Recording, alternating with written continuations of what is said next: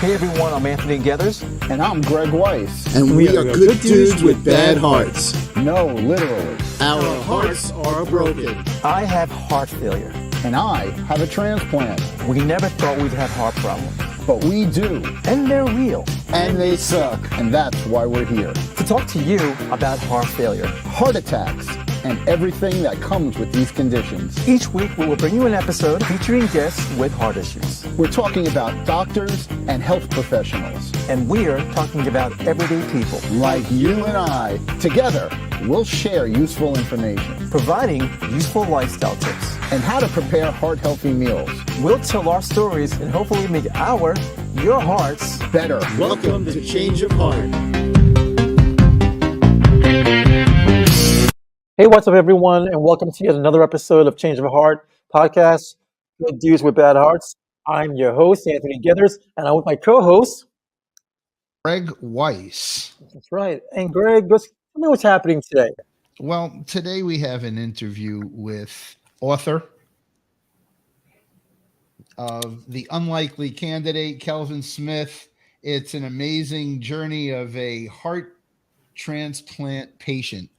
And Kelvin has a really interesting story about his life as being an athlete and also eventually a heart transplant recipient. And we're going to talk today about how he, along his journey, suffered and fought off with his internal strength and his fortitude, and eventually sought help to feel these symptoms that he was having. And I'll let Kelvin start from let's start from the beginning. All right, Kelvin Smith. Let's take a round of applause for Kelvin. Thanks.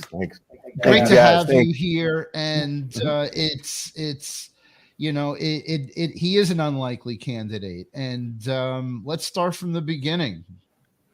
Okay. Well, thanks, guys. Thanks. I know that we have a rookie. Here, Anthony and Greg. I know you're a veteran, being a heart transplant recipient, and we do want the rookie to stay a rookie because yes, you want to keep your own organs as long as you can. As do I. Yeah. So hey. I heard he was a rookie before he even admitted himself, and we were talking and we were discussing things, and he was in Europe and he came back from Europe, and we're talking, and I heard this cough, and I'm like, get that checked, and his man pride kicked in, and he's like, I'm okay. I thought I could handle that by myself. I thought I'd be totally fine. I was an idiot. That's most men. Tired from touring and rock star life, and Europe was great. And I'm like, 2 days later, he's calling me and he's got this cough. And I'm like, get this checked out. Yep. He's like, yeah, I'll be okay. And 4 days later, it's I'm admitting myself into an ER. Yeah, I was in the ER after that. Yeah, I put 40 pounds of water weight on. Yes. I'll be I fine. was looking pretty. All right, so let's get back to Kelvin. He is our rookie. Yeah. And like I said, we're going to keep him that way. So as far as my story, mine goes back to when I can remember, was 1998, and I can remember going to visit a friend of mine, Seth Joyner from Spring Valley, actually, was playing for the Denver Broncos. And so I went out there to visit him, and all of a sudden I just couldn't breathe. Of course, I thought it was maybe the altitude. I think in the book I thought it was even the chicken wings. Maybe I had too many chicken wings or something. I just all of a sudden just couldn't breathe. When I got back home, I went to my primary care. My primary care decided that it was time for me to go see, a cardiologist. Went to the cardiologist. The cardiologist went through a battery of tests, and he said, well, you know what? You may have a blocked artery. So end up going to Hackensack Medical Center, and come to find out that the test. They said I had a blocked artery, but coming to find out it was a false positive test. So now it's still the same symptom, shortness of breath. Didn't have a cough of any or anything yet, and it was concerning because, I had a car wash over in Havershort at one point, and I can remember bending down to try to put Armor All to help the guys put Armor All on the tires, and it just felt like somebody was just literally choking me. It was almost like come to find out, I think my liver or was enlarged, and because it was being starved, I learned this later that it was being starved of, let's say, blood flow. Uh, but the bottom line was, that there was something wrong with my heart. Didn't find this out until I left Rockland County, and then they ended up in Columbia Presbyterian. The doctor, they started doing battery tests, and they still couldn't really figure it out, but they knew that it was the heart. Eventually, in 2003, I was still having episodes. So we're going from 98 to 2003. I'm still going through episodes. I'm on a tread. I'm walking, but I'm right. So they end up putting me in pacemaker. So I'm thinking, okay, pacemaker, that's pretty intrusive. So that should fix my problem. That didn't fix the problem. So how long did you have between the pacemaker and your next incident? Less than a year. I was at the water company where, that was my primary job. Worked at the water company. I was a shift operator at that time, and I was on shift by myself, and I just felt like really, really like out of shape.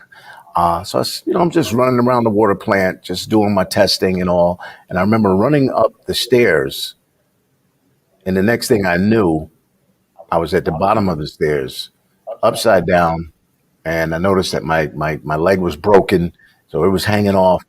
So really, what happened was I went into an arrhythmia. So my heart just went into a holding pattern, and somehow I was able to crawl up, call 911, and get to the emergency room and all. So that's when they upgraded me to a defibrillator, Greg, which I know we've all heard of defibrillators. So really, truthfully, I should have had that from the beginning. I don't know why. I don't know if it was an insurance thing. Why they don't give you a defibrillator from the beginning, which also serves as a pacemaker. But the defibrillator, which they said at some point is going to go off, and it's not going to be fun. And that scared the daylights out of me. What do you mean?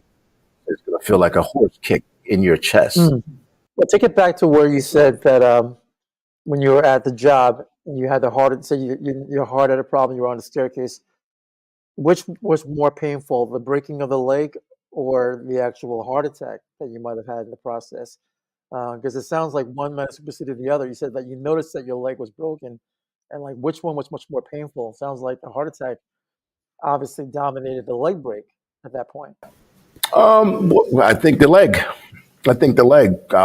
Due to nerves and all, and it's literally almost hanging at a 45-degree angle. So now think of it. I know you guys are big, strong guys, and dragging yourself up and that leg dangling, and every time it dangles, the nerves. It's just the pain was just unbelievable. How much did you weigh at that time? The heart generally you don't feel. You feel the leg. Right. At that time, probably about 205, 210, 205. So you were dragging 205 pounds, trying to get 205 pounds up the Thankfully, stairs. I was a gym rat, so I was able to do that. And you can do those push-ups, all those pull-ups. And you can do whatever you really, like they say that when somebody's stuck under a car, you just get strength from somewhere else. And so maybe that helped as well. But so I was able to pull myself up, call 911. And like you asked me, it was the leg. It was putting that back in place. The leg was just straight excruciating. Because like Greg said, the heart, I didn't feel it because I went into the holding pattern. And the next thing I knew, I felt like I didn't have a heart problem at that time. It knocks you out, the defibrillator. Straight ridiculously knocks you out. And What is tell you or prepare you as to what that knockout really is. I had actually two. I had my first one lasted 11 years without going off, and I never really had that issue. And they left my wire in and replaced the battery on when the battery had died.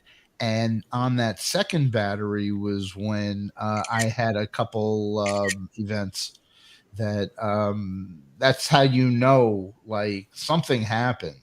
And you end up you bring yourself back into ER or your cardiologist, and they can actually tell you when, where, and how hard your event was. And you're there and you're in disbelief because they're pulling out like a ticker tape, like an old time stock reader, and they're going, "Oh, okay, on this date at this time. You almost had it. You almost bought the big one." And you're just in disbelief that you're even there, let alone talking about it in past tense. You're right. But you don't feel good after one of these things. Okay. So you said that they should have actually given you the defibrillator first? That's how I felt. That's how I felt because, to my understanding, the pacemaker and the defibrillator does the same thing, except that the defibrillator will serve as like a cardio version, like those paddles that, when they say clear, that's like something internal in your body. That's why they call it your walking ICU, because, if the pacemaker is supposed to pace your heart and the defibrillator does the same thing, except for it can shock you back into your rhythm. I just didn't understand why you don't just go straight to the defibrillator. Greg, you want to share? I'm going to unanswer this question and tell you that the exact opposite happened to me. Is I got the defibrillator and I didn't get a pacemaker. And at least that's the way it was explained to me, that because of the condition that you're in at that time, and we probably had our procedures close in time. My defibrillator was put in me in 2004. And I didn't get the upgrade of a pacemaker literally until 2017. Wow. So all I had was, at least to my knowledge, a defibrillator, and I was medicated. And from what I understood, that the pacemaker would actually regulate, part of your heartbeat, so you didn't actually go into, AFib. And I didn't, until the second time, and my condition got worse. But that's when the replacement, when they replaced the wire, they replaced the leads.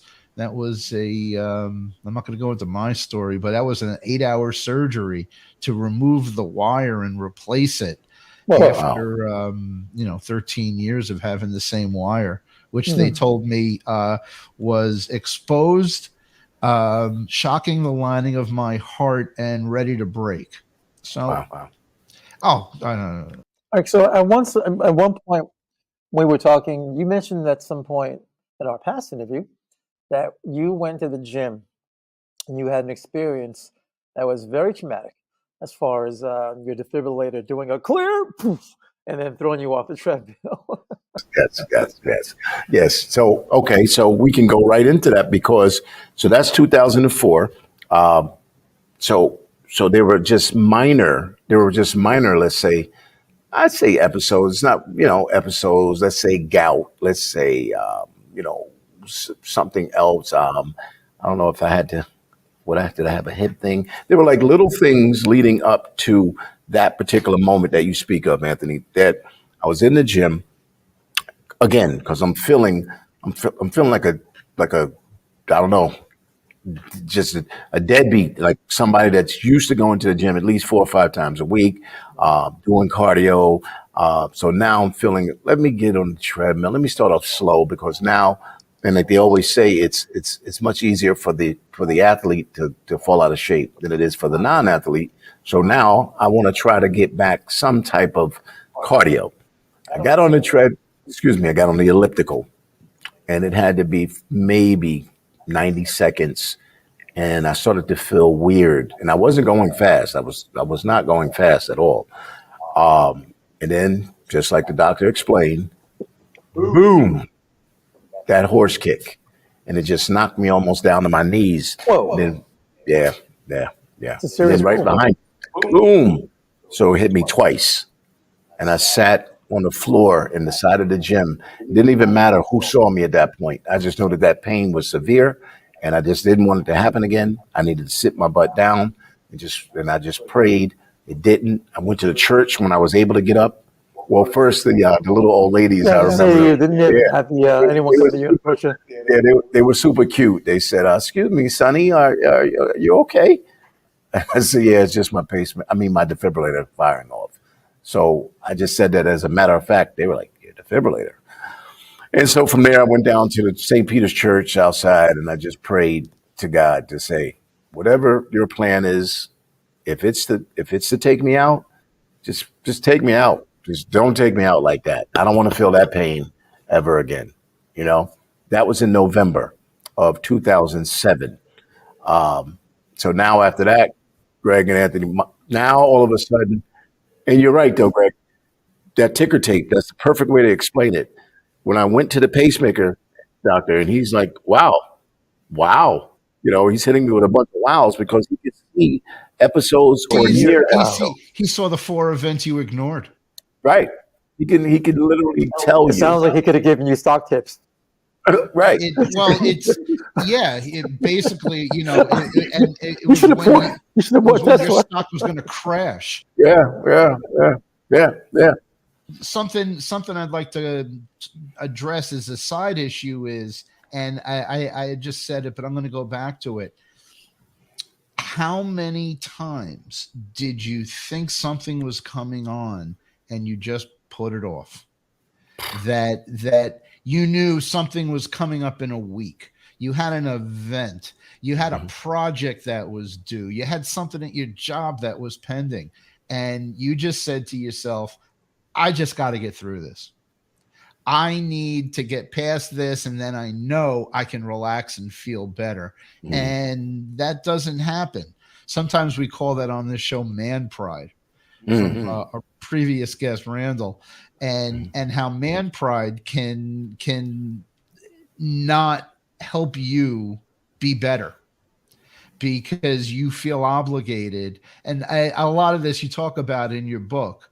About certain events. And I read your book from a transplant perspective, of course, and all I saw was myself and all these events that were like, well, I got to get on with my life. I got to get on with my life. I got to get on with my life. And the next thing you know, boom, your defibrillator goes off. Boom, I had a heart attack.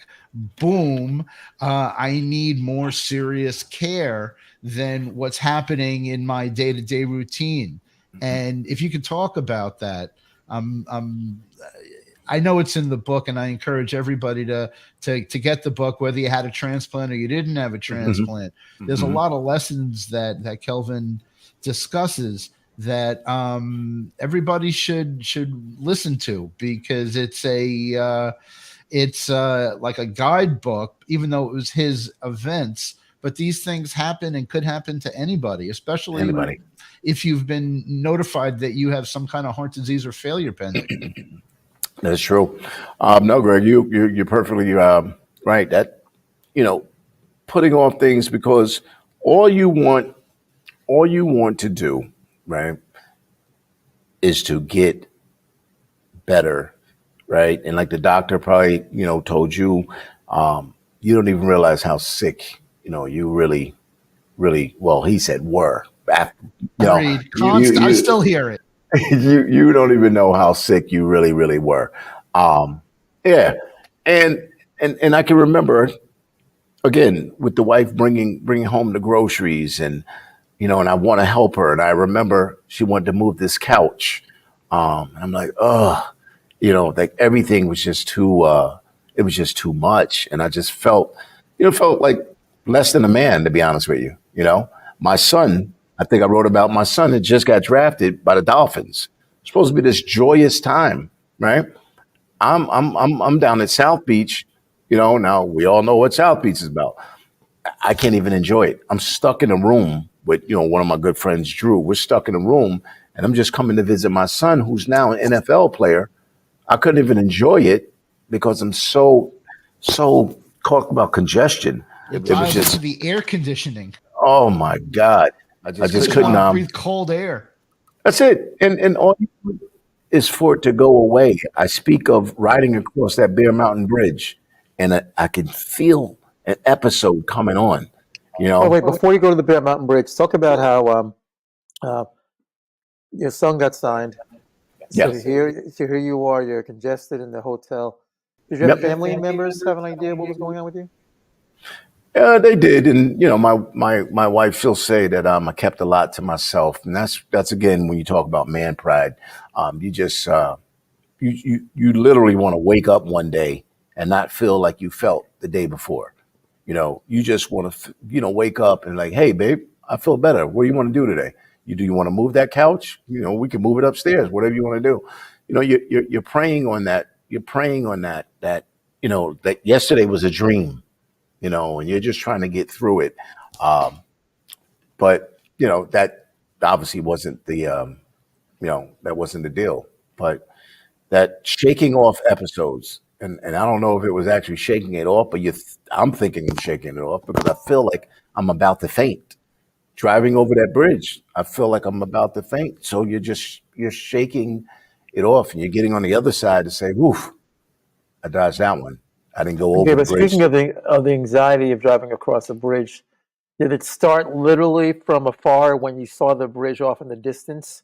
Was that Maybe. kind of a thing or is it literally as you're getting past the toll and you're getting onto the bridge? And then It you might have get been. It anxiety? might have been anxiety, and probably a mixture, right? Probably a mixture. Mixture. It Right. is the mixture. Right. It's all building up on you, and it's not that I can't cross a bridge. It's this building. There's this aggravation that's starting, and your mind starts wondering what's going on. Am I going to pull over? I'm not going to pull over. I'm just going to keep driving. Whatever it is, it's going away. Right. And you, as it grows in you, you're looking, and now you're literally gripping your steering wheel at 10 and 2.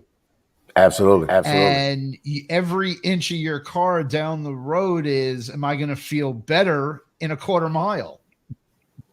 That's a good way to put it. I'm not putting words in your mouth. I mean, these things have happened to me, and you ask yourself, is it my medication? Am I having a side effect? Am I having a heart attack? And what is going on with me that I'm not normal right now? And in 10 minutes, it all goes away, and now you want to forget it ever happened. And that's one of the things that I've just been I always recollect on is as much as I've gone through, I want to forget every minute of it. And at the same time, I'm brought back into it.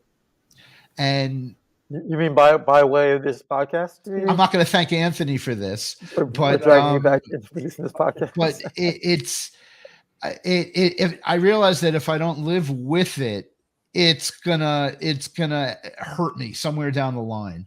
And that I have to keep present of it, about where I've been, about where I'm going, about how I got here.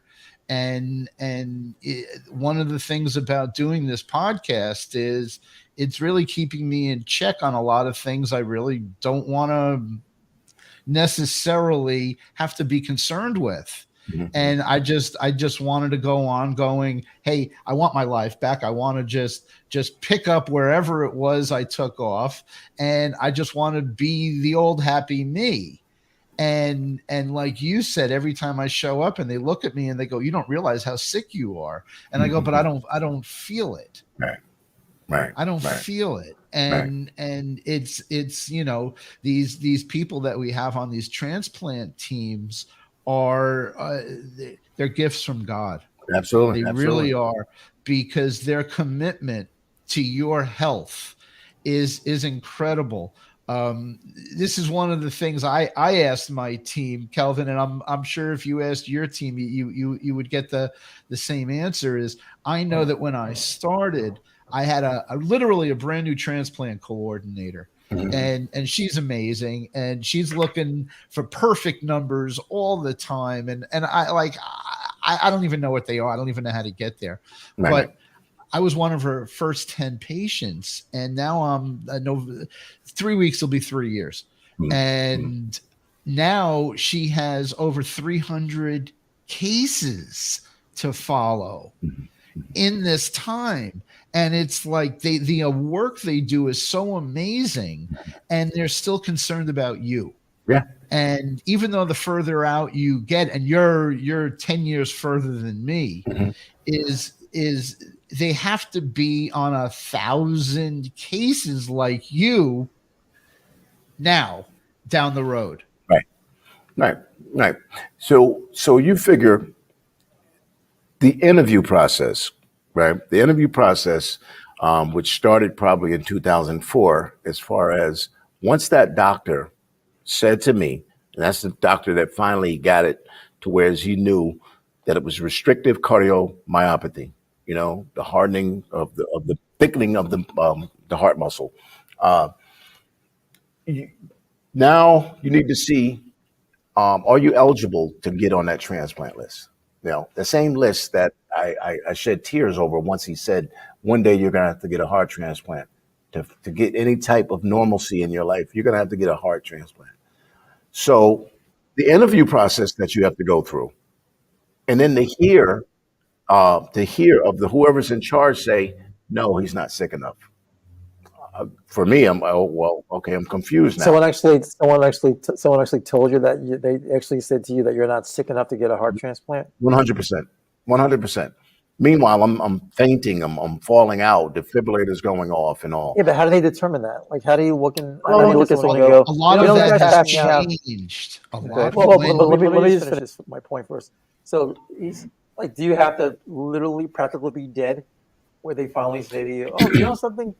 He's one breath shy of like not living. So now we can give him a new heart." Right. He just has to get down to a half a breath. It's also luck, because if you're not at that point, either in a doctor's office or in a hospital, you are SOL. And is it luck or is it political sometimes, Greg? No, I don't think it's political, because these people want the best for everybody. But what happens a lot of times is you're either not at a location, you're not in a doctor's office, you're on a train commuting, you're in your car on a road trip, you're on a business trip. The last place you are is near medical help. And depending upon the severity of your incident is what's going to determine your outcome. I was lucky enough to live near a hospital. I was lucky enough to live near an urgent care. I was lucky enough to have insurance. Kelvin will tell you, because when Kelvin got admitted, there were only 3 stages of acceptance for a transplant. There was you're going to die right now, you're going to die in a month, or if we medicate you, you're not going to die. And those were the 3 levels. It was a 1A, a 1B, and a 2. Right. And back then, that's all it was. And 10 years later, 15 years later, when I was in this situation, the first problem I had was that my heart wasn't even going to make surgery to get a heart pump, let alone talk about a transplant. And what had happened, and I'm sure it's pretty similar, you're sitting, because in your book, you talk about literally a 3-month adventure, which when I was in, I knew people that were in this situation. In my case, I was fortunate enough to get a LVAD, or a heart pump, in between dying and getting a transplant. So to get an LVAD, I'm sure it's similar in your case. Every day there were a different group of doctors asking you questions, and they are measuring your positive outlook on life. Mhm. And they want to Mhm. know that, are you psychologically capable of accepting this gift? And in my case, before even the transplant, it was the heart pump. And these people are coming in and they're going, "Hi, I'm Dr. So-and-so." And I go, "You don't look like you touch patients. What do you do?" "Oh, I'm evaluating your blah, blah, blah, blah, blah. And I'm a specialist in this field." And that's when you realize that now you're the guinea pig in the cage. Oh, Mhm. oh, You know, yeah. I know, you know, and but you were there longer than I was, and my problem was, and I'll use your term, my heart pickled to a point where I didn't even have enough platelets to survive the pump surgery. They had to put a first pump in me to get me into surgery to get another pump. Mm. You say your heart pickled. Yes. Well, let me ask you this. Sorry to interrupt you, Craig. So you said your heart pickled. Like, where Well, did you go Kelvin with that said term? that, and I Kelvin, Did I say pickle? Did I? pickled. You could have said raisins. You could have said crumbled. he said pickled because Pickled. the heart was literally it was literally calcifying itself, Wow. so it couldn't pump. Mm. And Becoming you brittle. were Brittle. lucky enough after all the events that I read about, that your doctor made the call to get you admitted. Right. And not only admitted, you got admitted into the right place at the right time with the right bunch of specialists Right. that were going to Right. be able to monitor you in-house Mhm. for up to 90 days. Right. Right. Right. Right. I want Right. I want you to talk about this when you got admitted, and it was still winter, Yeah. and you looked out your hospital window, Mhm. and they had mentioned how beautiful the garden was going to be in the spring. Tell me how you felt. Which I thought was weird, because I was, I was at, if I remember correctly, 5 Gardens South. That means that, you were able to look out your window at the garden, but there was probably about a foot of snow when I came in. So this whole Garden South, I couldn't fathom like what a garden looked They were like. letting you know that you're going to be in for a long ride. Yeah. So, and at the time, you have no clue. You don't know. Yeah, you don't know. Going in, and don't forget when they say that you're sick, right? They're like, and then you hear the whispers, and yeah, what are they talking about? So they're really talking about like this guy's is pretty bad.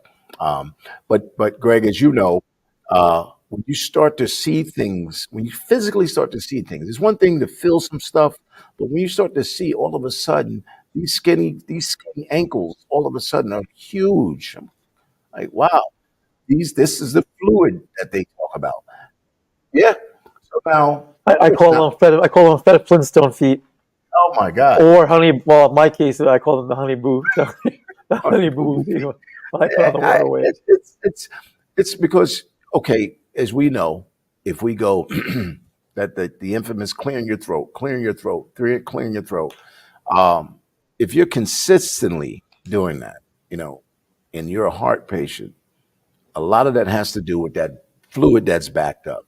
A lot of that has to do with, okay, your heart is not pumping properly.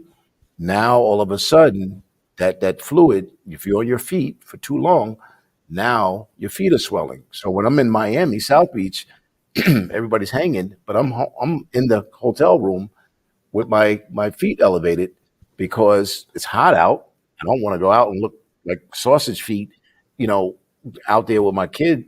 So, so there's a lot. But come January, again, come January is when my feet started to swell a lot. I talked about working the most overtime at my job. I just didn't. I'm trying to take my mind off of being. Man pride. Yeah, I'm just trying to take my mind It is off of man it. pride. They're saying that there's nothing that we can do right now because you just got to go through it. You just got to go through it. But even with medication, you couldn't actually drain the fluid. They said to me, there's a part, I can't remember right now, but maybe it's a couple years before that. They said by lessening your salt intake, that would be better for you. I cut salt totally out. I started to lose weight at a rapid pace. Now the cramps that started to Which come we all know with is not the best for you. no, because there's a balance. This is the whole sodium, Exactly. potassium.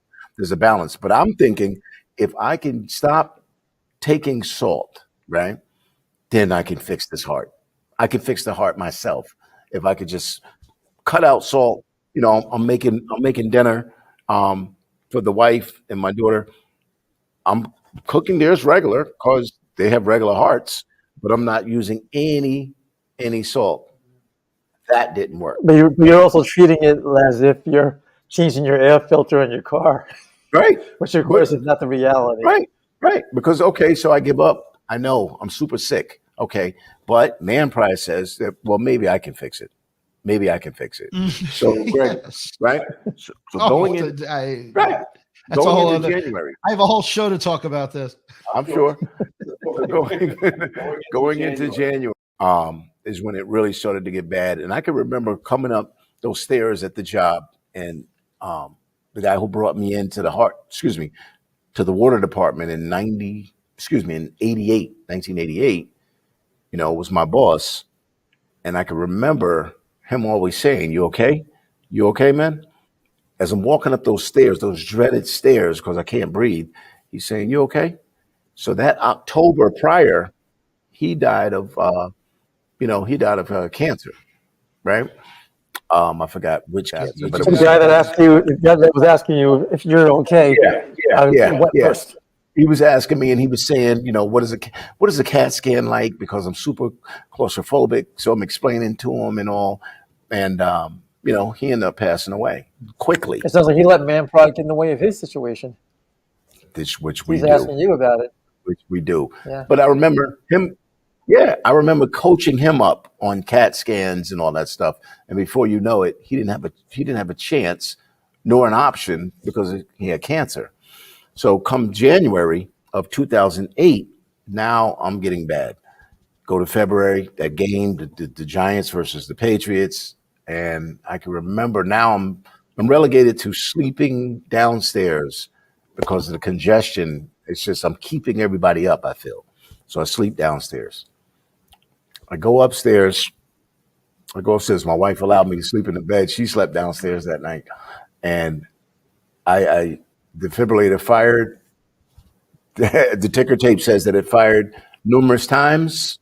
And I was on the way out. The doctor still doesn't know how I got up.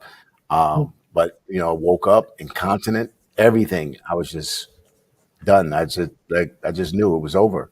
And I said, look, told the wife, I said, we got to go.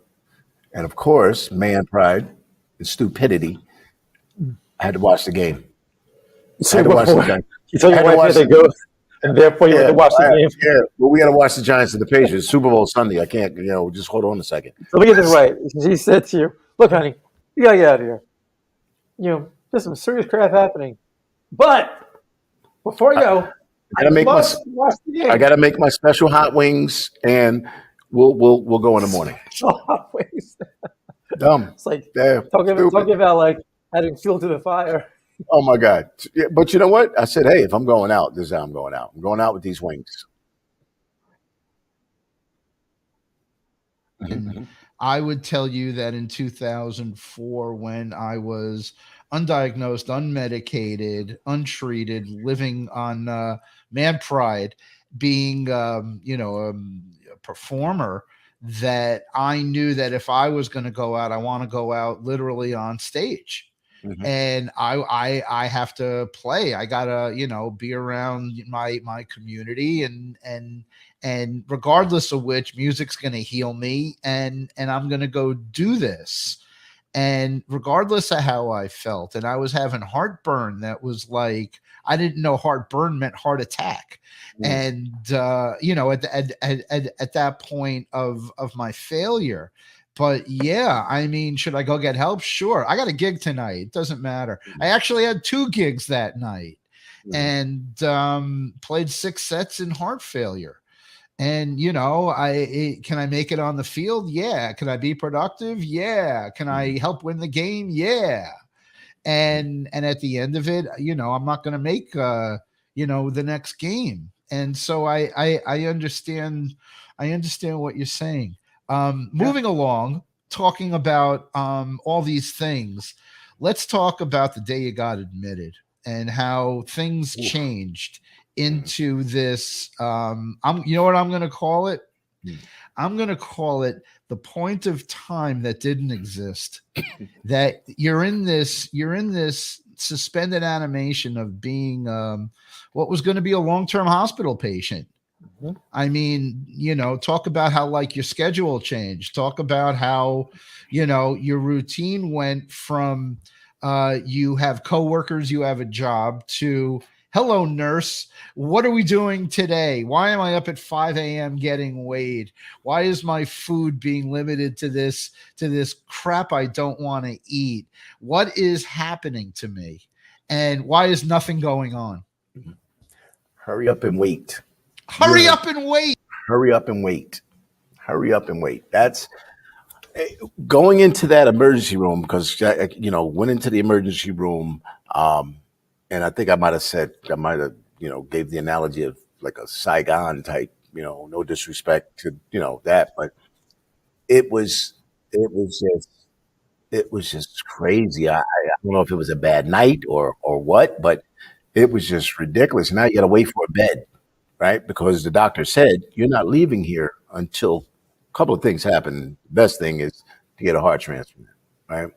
So once you get out of there, out of the emergency room, and you get upstairs, so there's a sense of relief there, right? But you also know that you're probably gonna be there a while, right? So the bells and the whistles, the ding dong, ding ding ding ding, is just it's just nerve wracking. But this is your new life. That's my new life. How do you adjust to that psychologically? Your new life.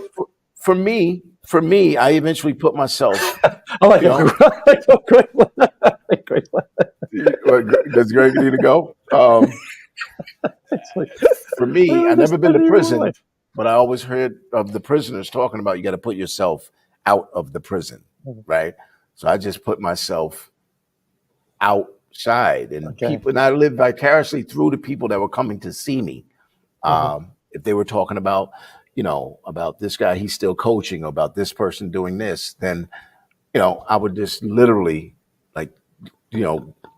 get on their level and try to think about what their lives were, because my life was, it was just daily bells and whistles, getting pricked and stuck and all these things, and listening to the nurses.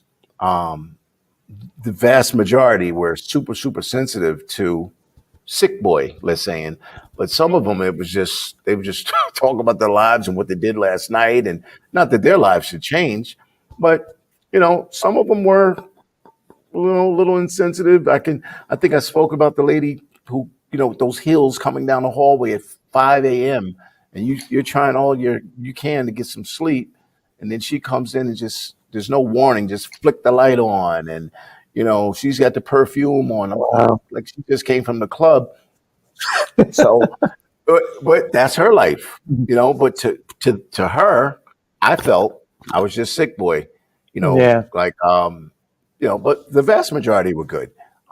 But those bells and whistles, man.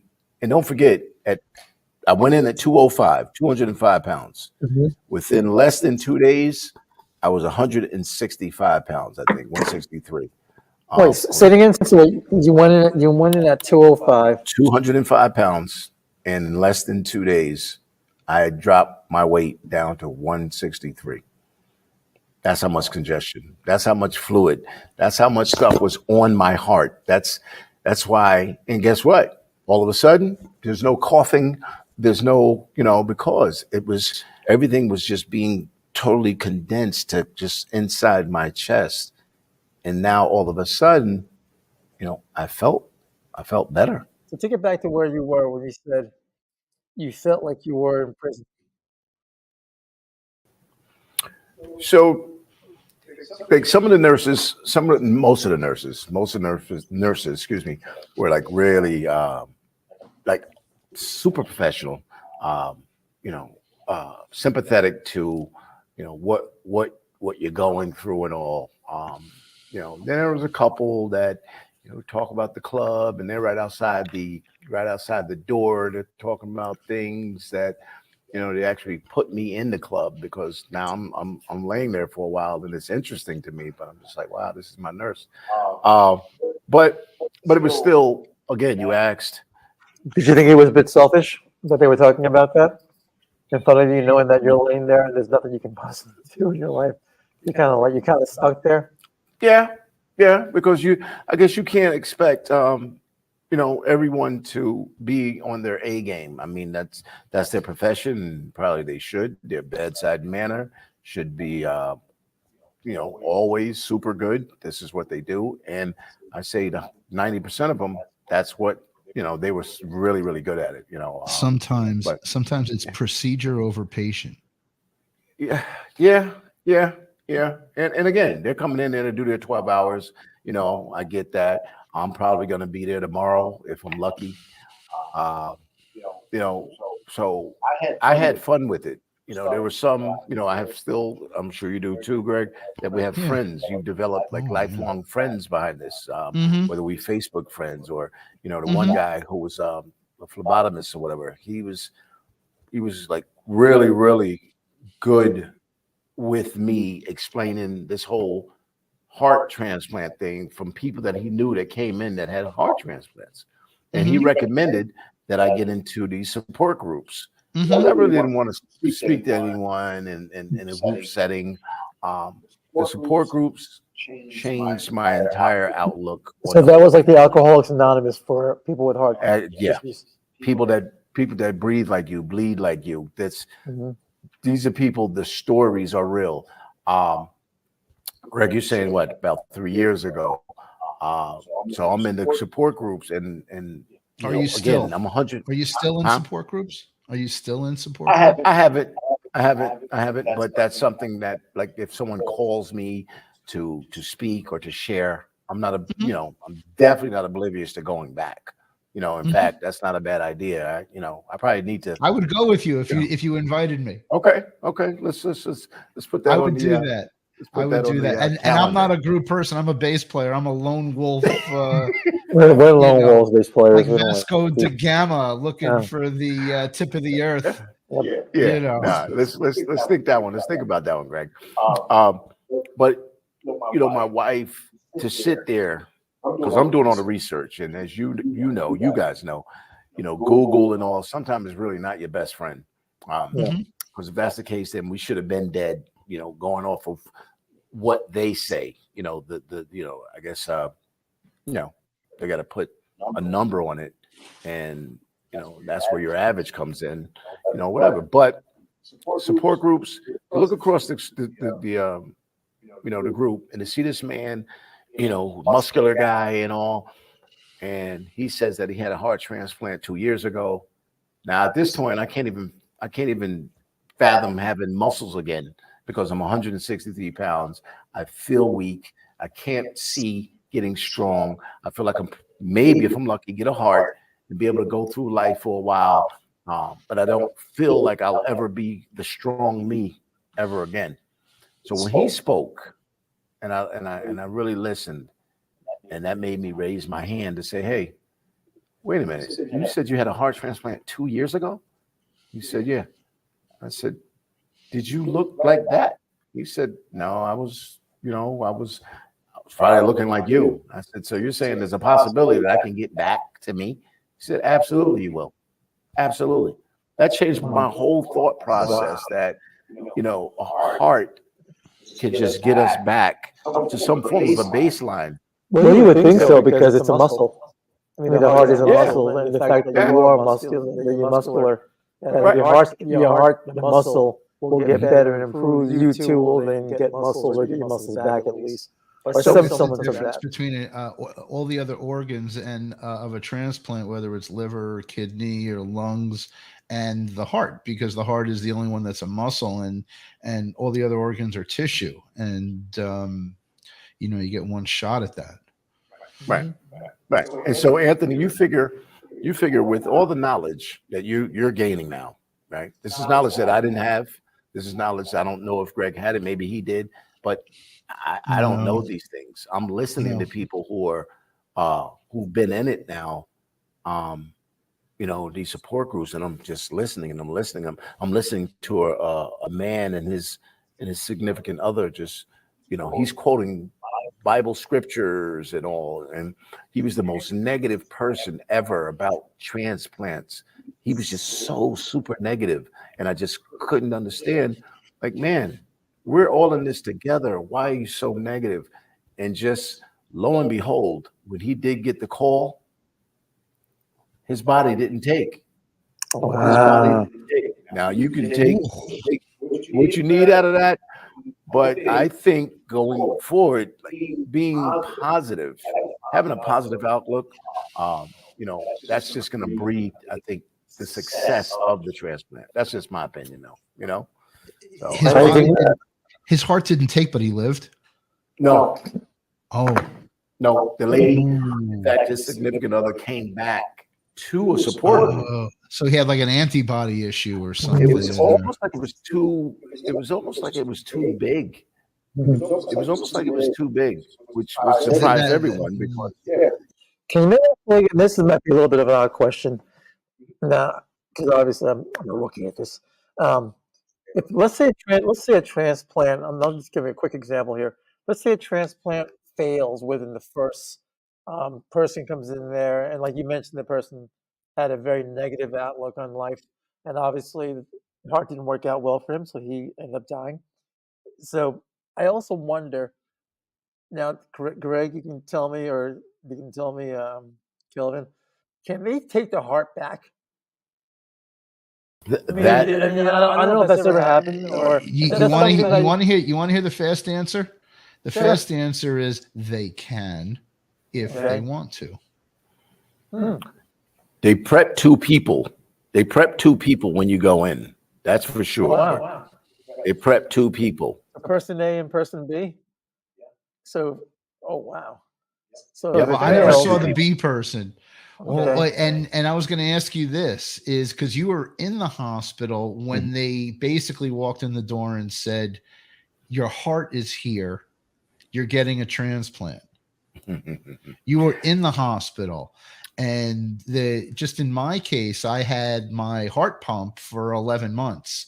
And I was getting back into a lifestyle, but I'm wearing a bag of batteries and I'm plugging in at night. And, they're watching my INR. So my heart pump doesn't, rust out or my blood get too thin or too thick and clog.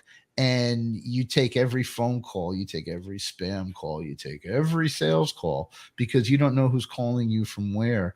And I did get that call, and the call came at like 8:30 in the morning, and it was just my office, and I was going, is this it? And they're like, yes, this is your call, and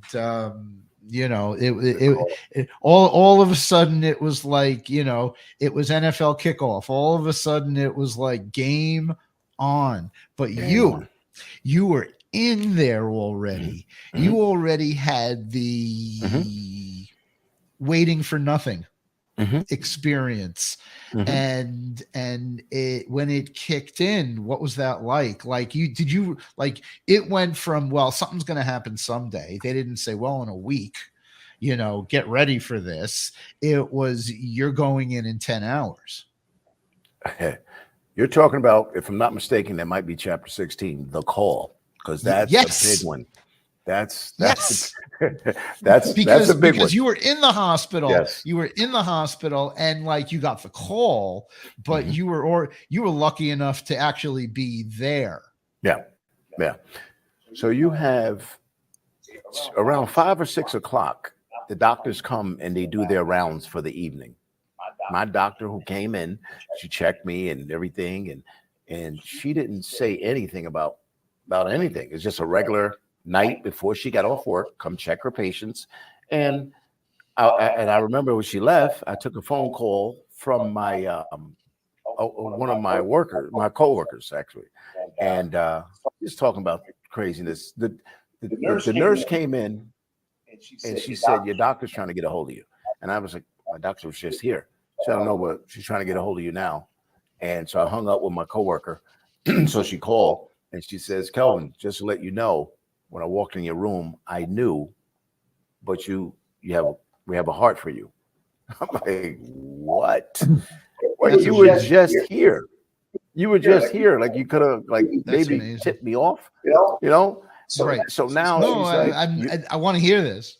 she's like, "Are you okay?" She's like, "You okay?" It's been 3 months, right? Mhm.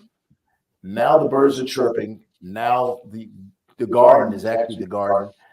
And she's like, "Yeah, this should be a happy time for you." She said, start making your phone calls, And I'm like, "Okay." And eventually when you hang up, now you got to like really go through this. You have to, wow, it's game on, as you said. And I remember going in the bathroom before I even called the wife. I went in the bathroom and just tears started rolling down my face because now something different is getting ready to take place in my life. Mhm. Something incredibly different is going to take place. And I remember, calling the wife, and I wrote that she was in a beauty salon. I said, "Look, I'm going to tell you something, but you got to take it easy, keep calm, don't just relax." I said, "The heart got the call." So of course she screams, and everybody in the beauty salon is like, "Oh, what the hell, yeah?" Oh, yeah. So it's a happy time. So now you go from 6:30 at night. Now you're starting to get prepped at 9:30. They finally take you down about midnight, and then the surgery is at about 3. My surgery was 3 to 7, so it was 4 hours. And they try to keep you asleep. You're Yeah. lucky. Yeah. You were Wow. lucky.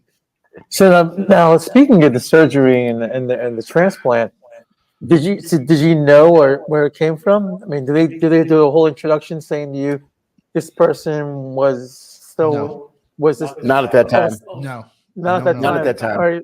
Because it's So- not in you, and they don't know until it's over. Oh, Yeah. they don't know until it's over.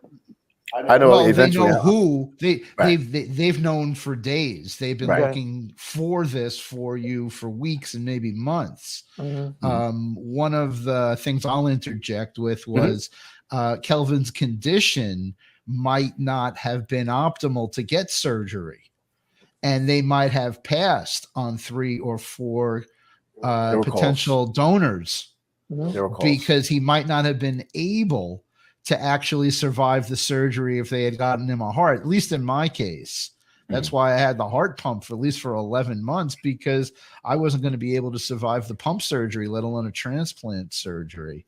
And just getting back to what Kelvin said before was that they watch you every minute, every heart pumping of this new heart. And what happens is when they're looking for infection and rejection, they're on it. I mean, they start hitting you with steroids. Now, from what I read in the book, Kelvin had no infection, no rejection. Is that true? That is certainly true. Definitely true. Okay, I'll say it again. Lucky. Yeah. Lucky. Yeah. What are the chances of Greg? Maybe you're gonna say Greg. Like, what are the chances of having an infection with heart transplants? Very high. Very high, meaning. They're looking for it because they just put mismatched DNA into your body that begins instantly rejecting your body as the host, and your body starts rejecting it as the recipient, and as the donor organ. And in my case, when I woke up the next day, I was notified that I did have both a mild infection and some rejection. And that's when the tables change, and now they hit you with steroids. Okay. and they hit you with antibiotics. And I mean, it's not like they don't not see it coming. You know, the way my doctor explains it to me is, the building you're in, the room you're in, we've been handling this for 60 years.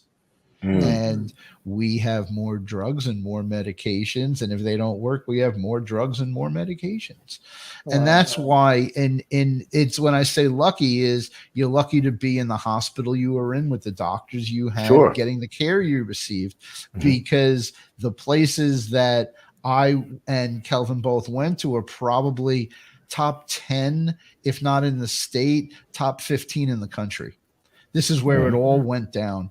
And that these are the doctors that are now going around the rest of the country, for the most part, doing transplants of hearts, livers, lungs, kidneys, and in the success rate is into the high 80s and low 90s on these things.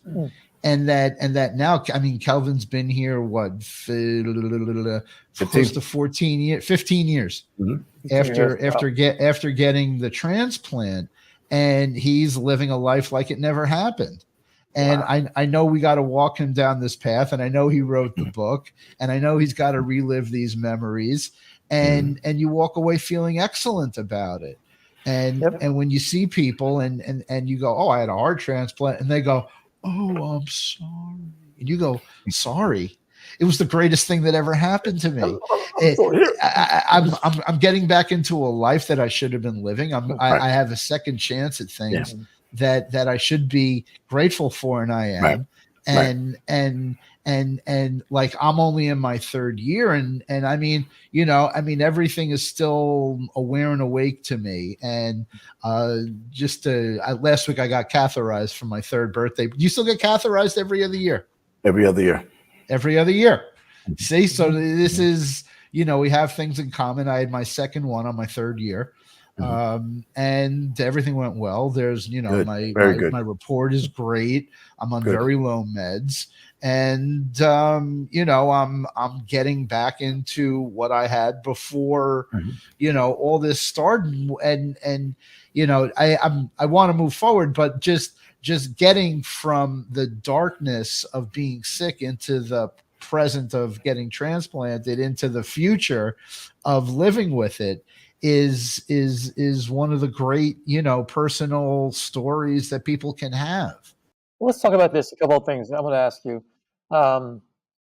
When you got your new heart, you mentioned at some point in your book, there's two things we'll talk about. Fresh air, how getting out of the hospital and breathing fresh air was something quite fantastic. Quite the novel thing at the time. Also, the idea, you mentioned that during one of your follow-ups, you ended up having the police see us. You found out you had an unpaid ticket. You had an unpaid ticket. That the police see us, pulled you over, and I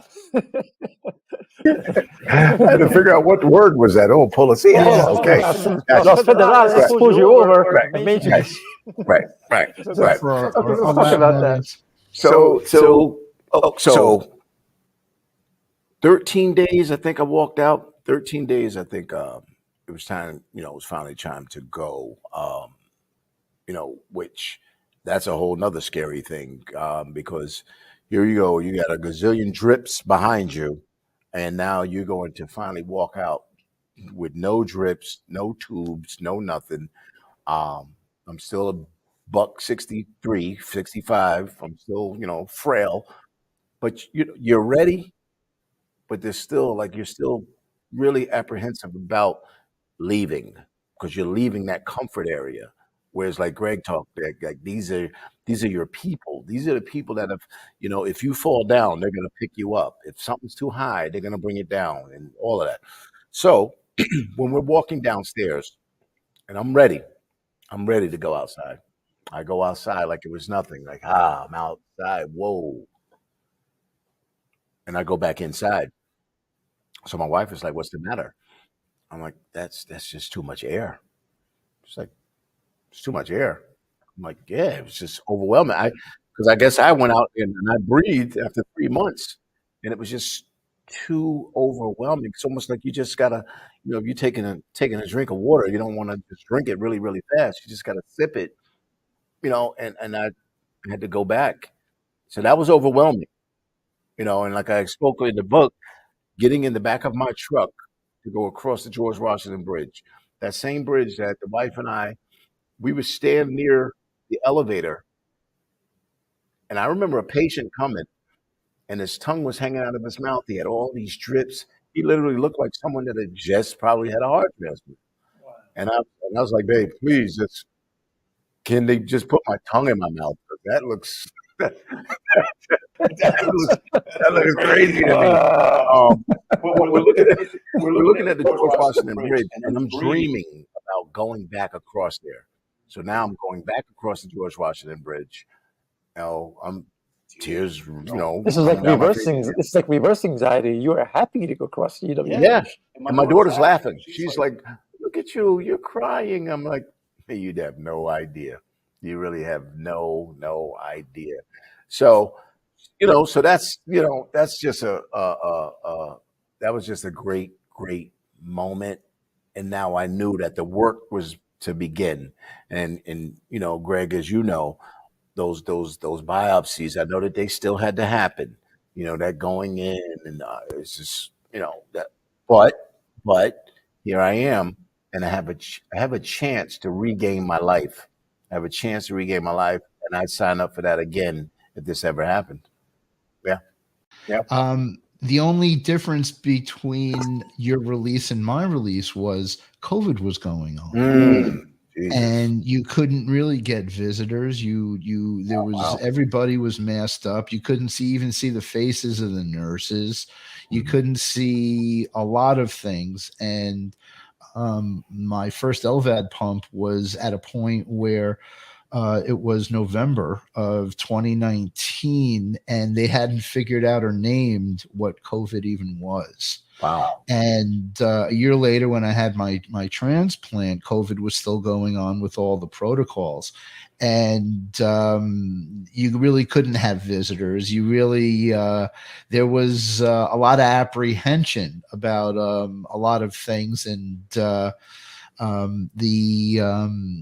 when I got released, it was via ambulance. I was ambulatory, even though I was able to walk and do everything. That they were literally sending me by ambulance because I was still fragile, but I was able to, walk. And it was funny. The one thing that I learned is never, ever fall down in a hospital.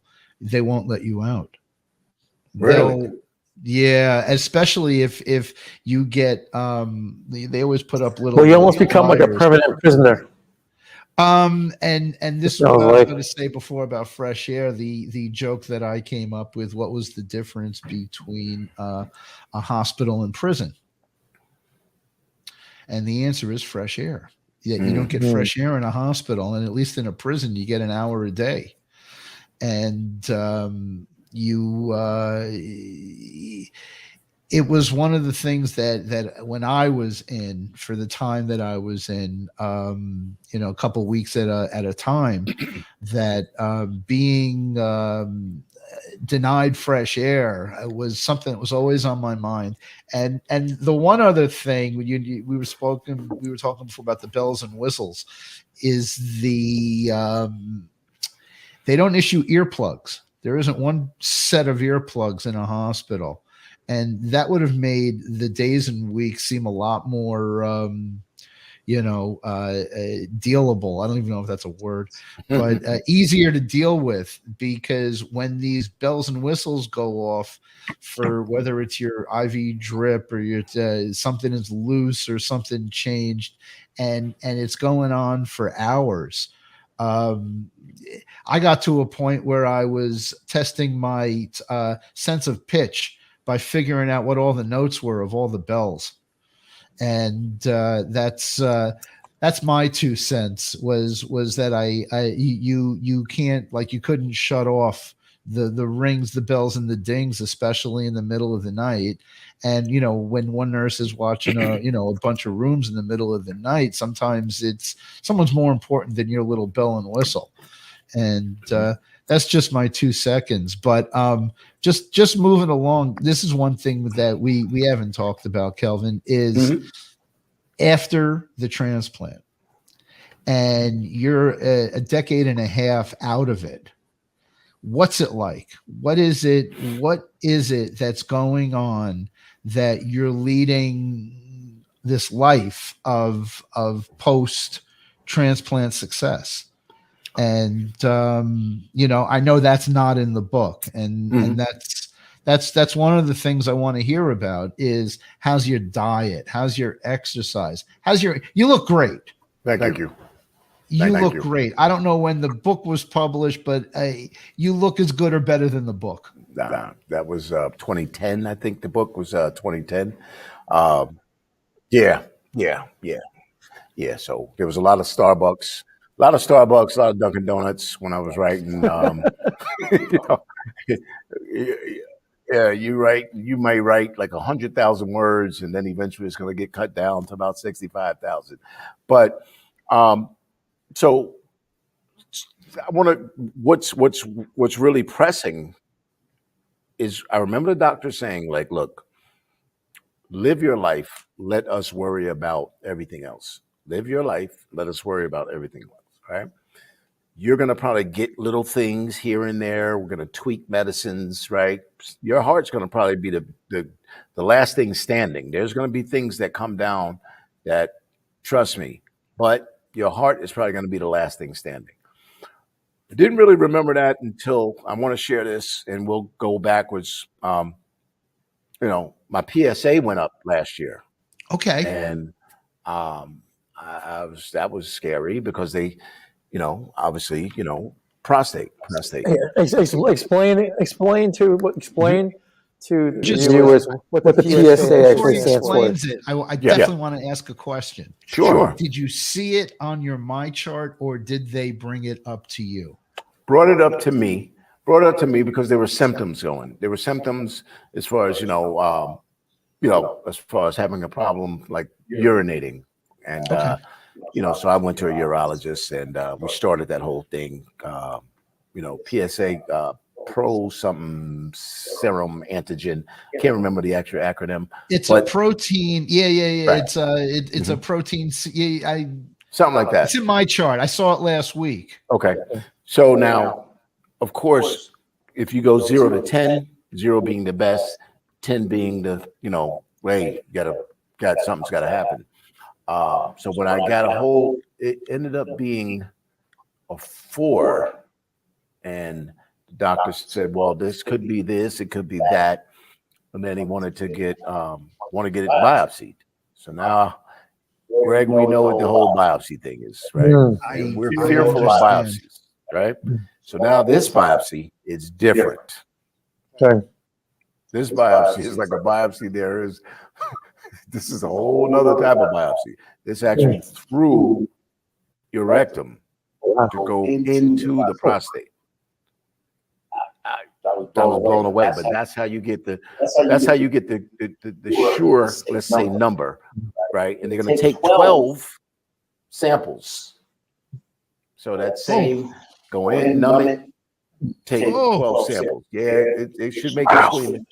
Yeah. So come to find out, let's say, actually it was 2 Septembers ago. We finally did it. It was medieval.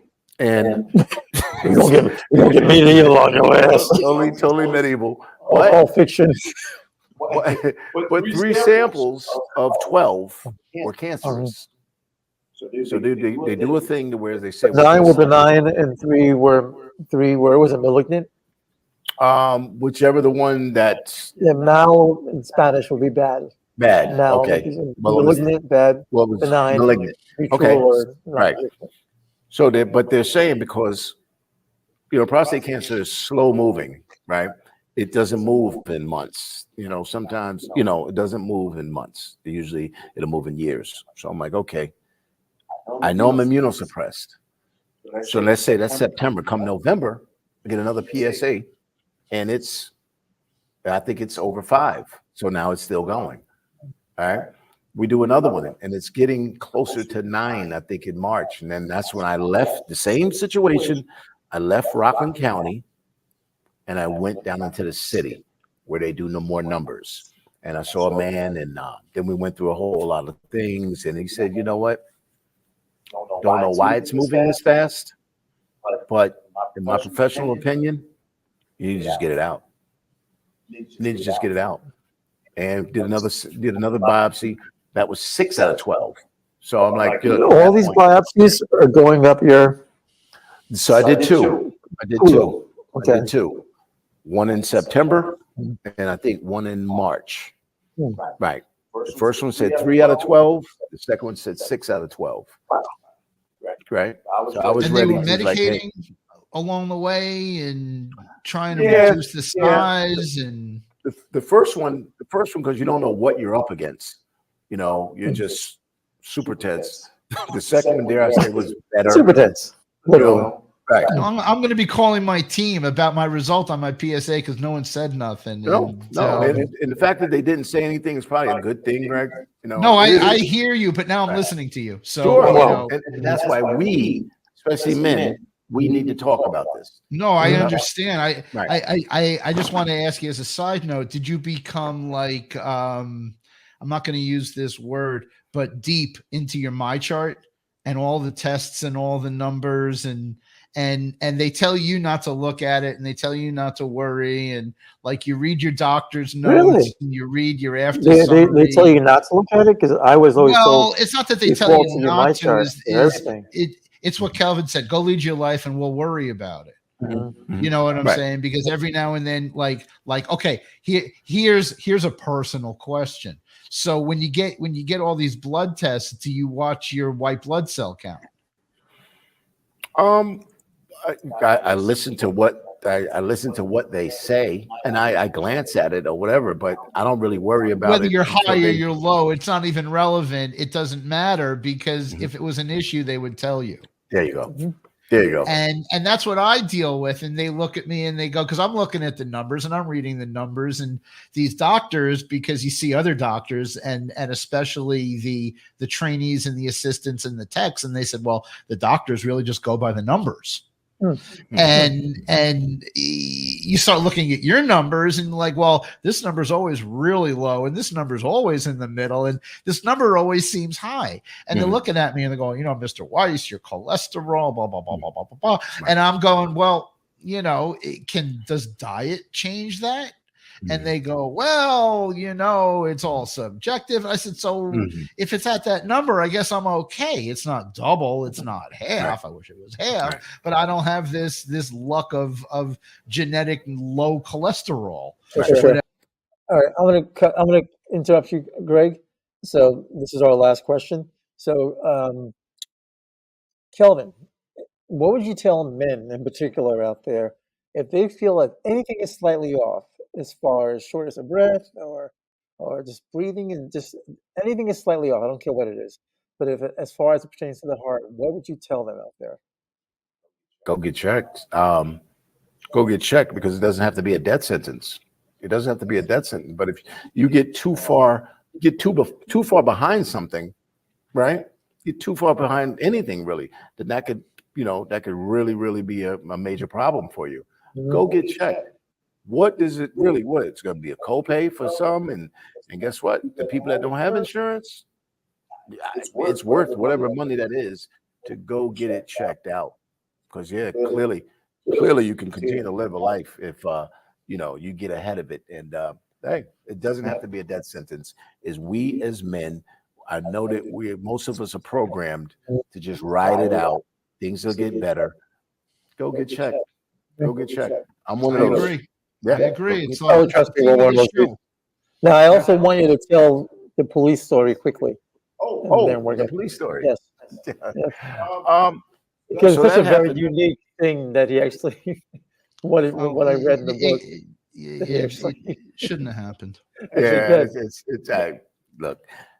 I was let's say it was at May, something like May 3rd. I came home, right? So now July, I'm about to take my first ride, driving and all, down to get a checkup, to go get a checkup. My truck, I had cleaned it the day before. Wow, I'm feeling good. I can drive now. And going down the Palisades, I get pulled over. And I didn't think I was speeding. I thought I was within range of everyone else. Pulls me over, and it's license registration. I said, no problem, officer. I said, he said, where are you off to? I said, I'm actually off to Columbia Presbyterian. I just had a heart transplant. All of my papers and everything was right beside me, because you got a pamphlet that you got to take to your team. I said, it's all right there. He said, okay. He said, came back. He said, yeah. Did you know you had a ticket back in 1990s? I said, I did not. It's all right. All right. I'm going to ask you to step out of the car. I said, okay, no problem. Again, I just had a heart transplant. Things are still healing, officer. It's like, so, I just want you to know that I'm getting out. And he said, oh, hands behind you. I said again, I just had a heart transplant. Literally, things are sewn together and it's still healing. Officer, you willing to take this on? He said, yeah. So he was a nice guy, but he was still CK to me. But, Casual dick cop. Come to find out, CDC. huh? CDC, casual dick cop.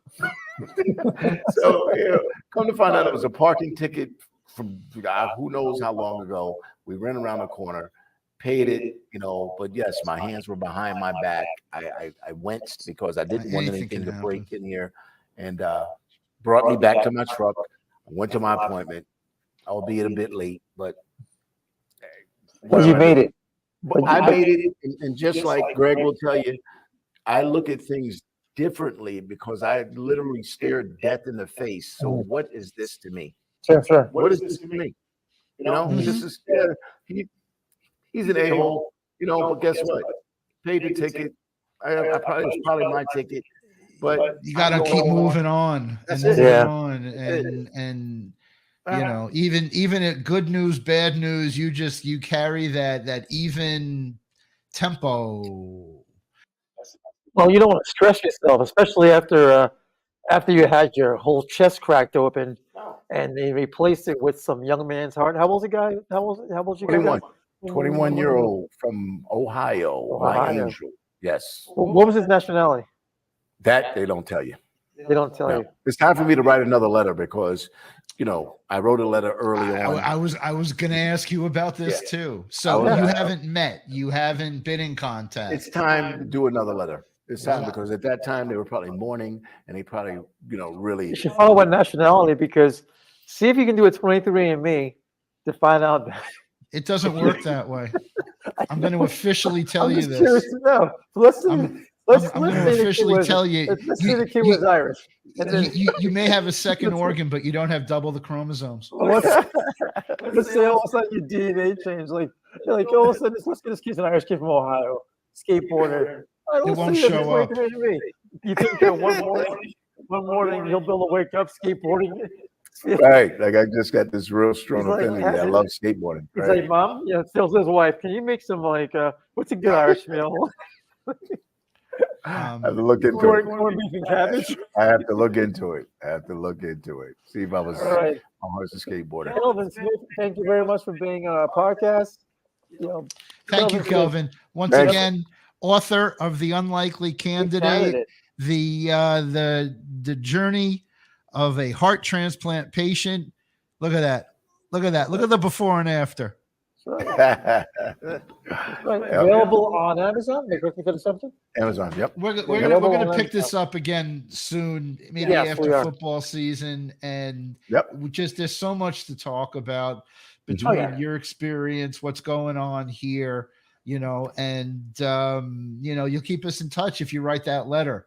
I will. I showed Anthony that when we were starting this show, that I had pulled out a letter from the mother of my donor, and I had realized it had been about 7 months since I sent a letter, and I did. And I reached out with all my information, and in New York State, because my donor's in New York, but you dealt with the network. You don't even know if the letter is going to go out. They don't even update you. Right. So it may be 3-4 months before she even gets this letter. Right. So I'm but in any event, you're going to feel better when you do it. And it was one of the things that I said to Anthony was I've already spent 2.5 years trying to forget this, but I'm not going to forget, who my donor was. I'm not going to forget. And I pull out the letter and there's a picture and I know who she is, because when you got your gift and you didn't, even if you got a letter from your donor family, there wasn't really the technology today. No. And when I found out about 6 months to a year after, I mean, it was minutes before I actually knew who these people were.